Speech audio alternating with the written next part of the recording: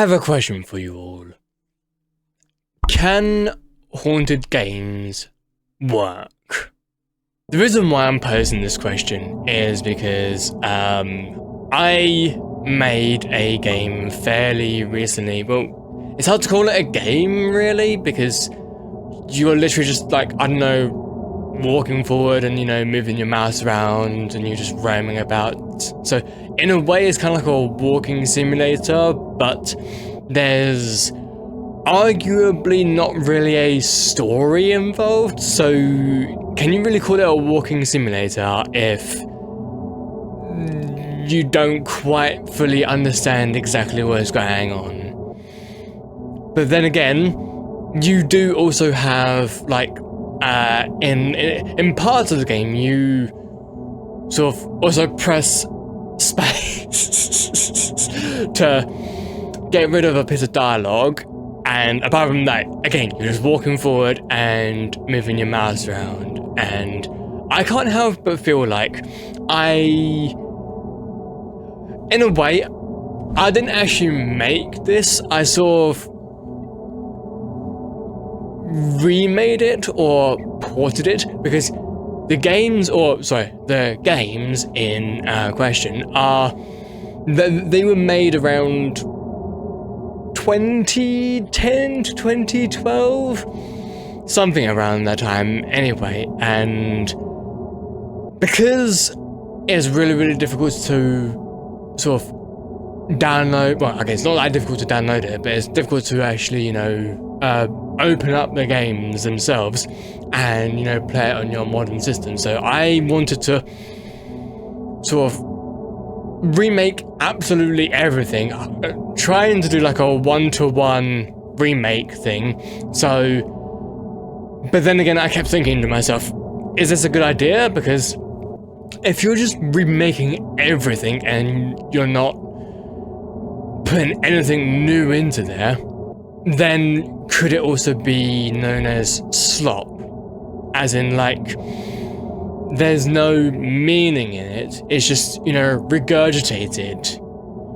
And I thought long and hard about this, and I even spoke to multiple people about this, and coming to the conclusion that what I'm doing isn't really slop per se, it's more so porting, because I'm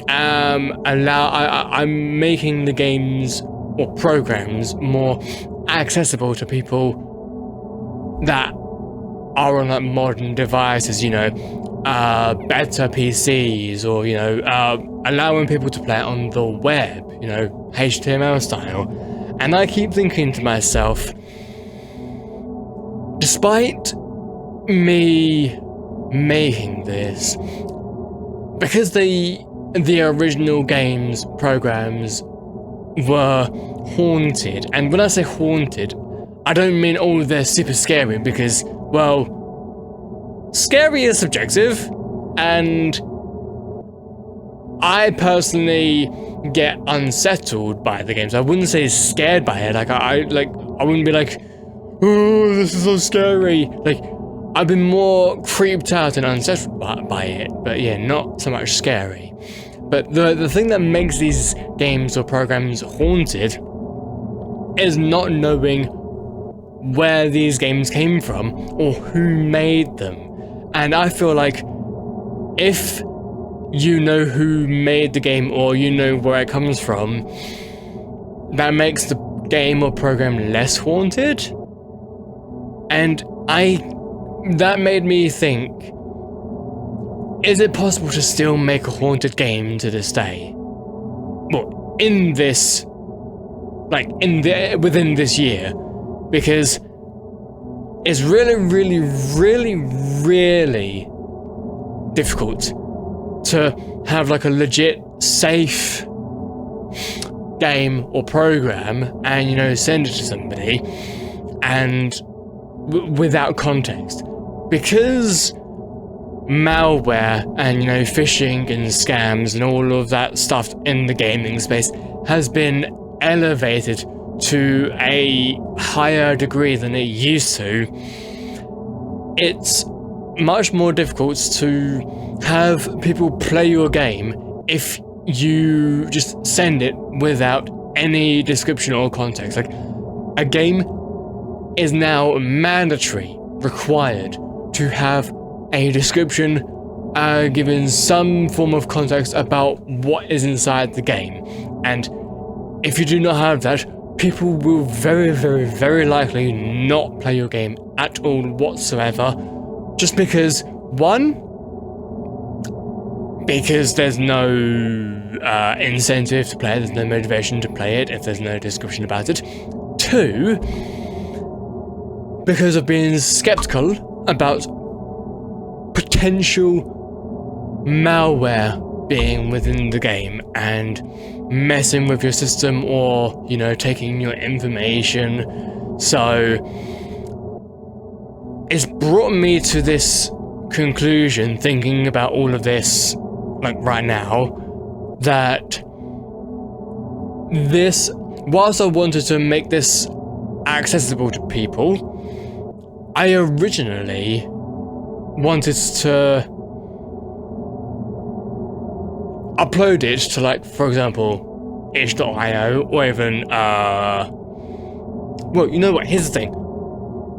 If any of you saw my video on me properly trying out GDevelop, I started trying to make this very game program in GDevelop, and then I transitioned back over to Godot, only because Godot is kind of like my game development home now. I've become so used to it that I mean, I don't necessarily mind trying out other game engines, but the likelihood of me making any games with other game engines, not likely. I'm probably going to be staying with Godot. But yeah, I tried to make this within GDevelop first, and my original goal was to make it in GDevelop, and, you know, the current state that the game or program is in right now is bigger than what it originally was going to be.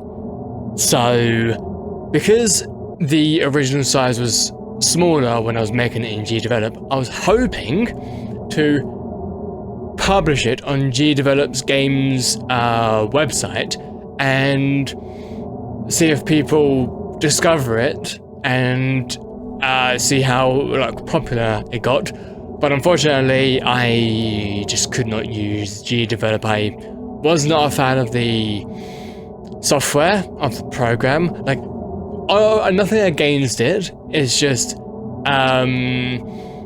it just doesn't work well for me, as well as Godot works well for me. So yeah. Well, again, nothing against the program. If people like the program, then that's great. A program should only be as good as your workflow for the program. If it works well with you, fantastic. If it doesn't, then try to find something that does work well for you.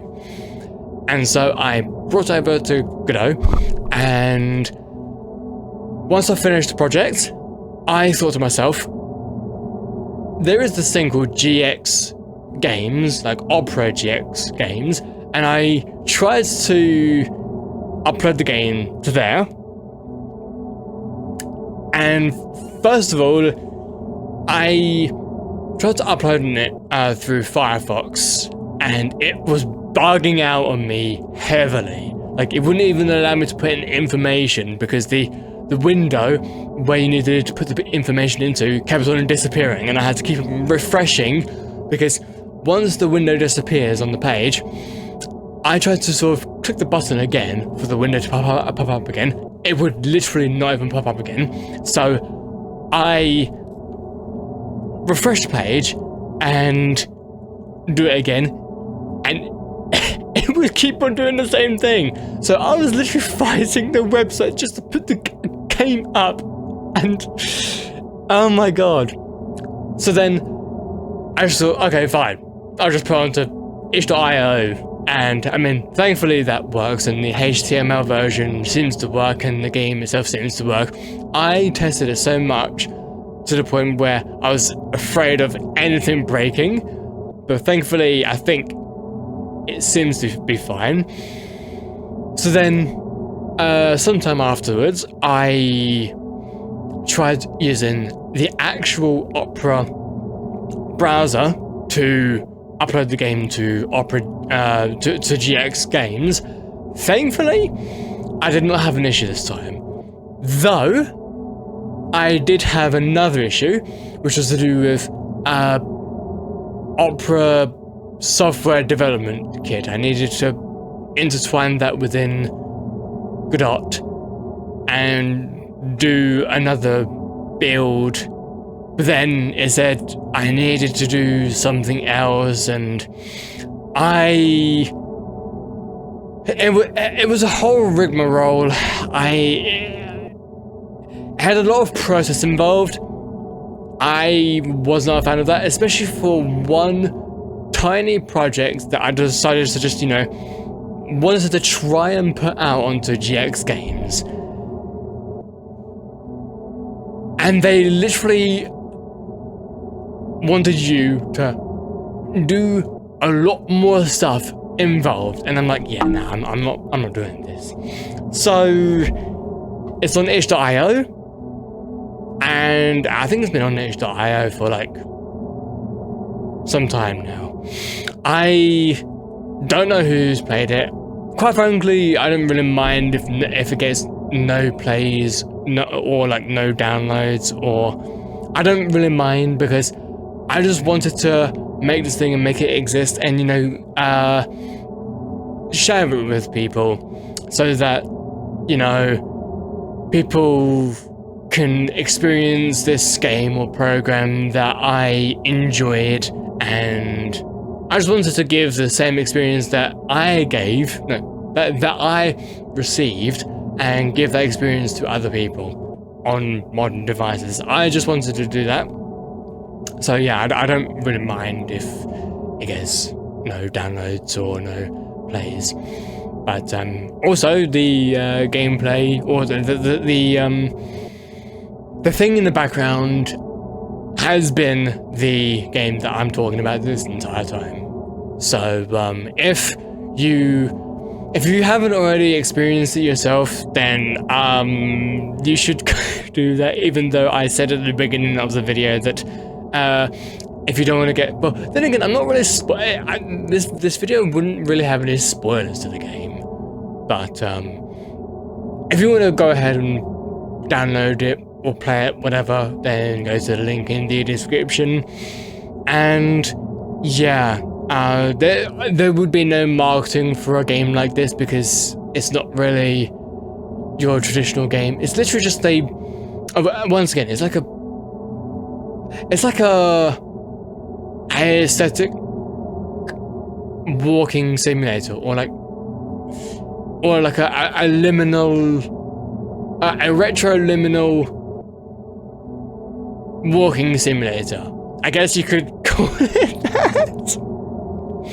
I just wish that I could evoke the same feeling that I got from these haunted games,